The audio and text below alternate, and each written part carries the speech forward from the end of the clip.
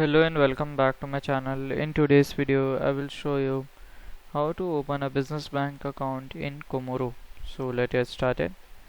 So first of all you will just go to here at the google.com, and here you will directly search for the top business bank list in Comoro. Okay, so here we can see.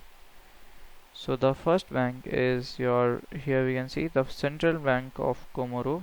Okay, then here we can see, then we have Development Bank of Comoro and other banks also.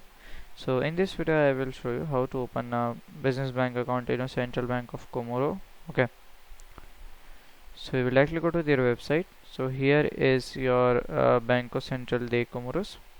So to open a business bank account you have to visit their nearest branch. So you can just go to the nearest branch and you can do your verification and they will be able to open.